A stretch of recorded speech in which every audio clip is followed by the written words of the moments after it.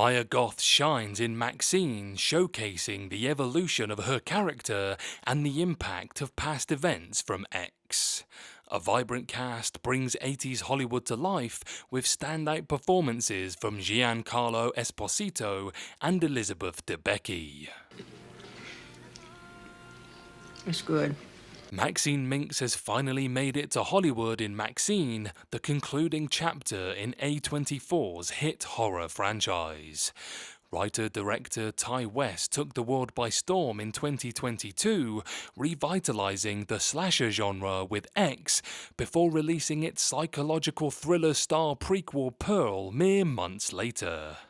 MaXXXine may have taken a little longer to hit theaters, but fans of horror can be assured that it is well worth the wait. The best part is that newcomers can enjoy it as a standalone, but watching X and Pearl beforehand exponentially enhances the experience, creating a near-perfect sequel. MaXXXine opens in 1985 with Maya Goth's central heroine MaXXXine Minx poised to finally reach the promised land of Hollywood stardom. But no sooner has she landed what could be her big break than a serial killer known as the Night Stalker sweeps through the city, slashing through aspiring starlets with no mercy. If that weren't enough for one rookie actor to deal with, MaXXXine also finds herself haunted by Pearl and hunted by someone who knows exactly what she did to escape that farmhouse in Texas. I know what you did last night. There are a lot of complicated layers that Goth needs to bring to the surface in MaXXXine, and the result could easily fall flat in the hands of a less capable performer. Thankfully, no matter how dismissively one might toss out the title of Scream Queen, Goth is more than up for the task and delivers a three-dimensional character who is equal parts victim and survivor. Goth is not carrying the project on her own, however. MaXXXine features a host of perfectly cast talent, each of whom does their part to flesh out the glitz, glamour and greed that defines the era. There are one or two missteps, or more accurately, a couple of characters who aren't given enough time to leave their mark, but the vast majority of side characters could headline their own story.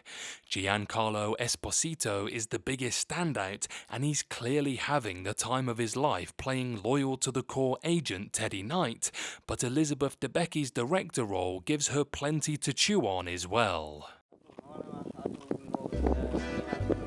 By casting MaXXXine in a cult classic horror sequel, West cheekily introduces a meta-theatrical element to the proceedings, allowing Debicki's character Elizabeth Bender to ponder how she can successfully make a B-movie with A ideas.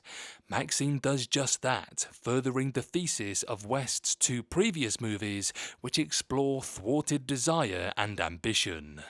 The new movie doesn't just work in comparison to the prequel, it also pulls directly from the events of X for its plot. P.I. John Labatt, or Kevin Bacon delightfully hamming it up in every scene, has been shown in the trailers hounding MaXXXine about her past, but he only opens the door to a much larger and more sinister conspiracy that the protagonist unwittingly finds herself at the center of. Much has been made in the marketing of the puritanical viewpoints of those who protest Hollywood, and the movie doesn't forget to follow that up, or to remind us of MaXXXine's own religious upbringing and how it contrasts with her life's work. If there is one flaw in Ty West's perfect recipe for a grand finale, it's that the setup is more terrifying than the third act villain. Perhaps the problem is that nothing and no one can measure up to Goth herself portraying the deranged and desire-ridden Pearl, but the resolution of the Night Stalker mystery leaves something wanting.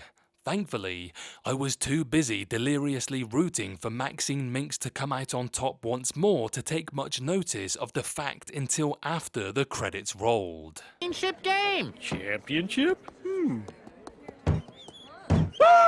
Dopes rule!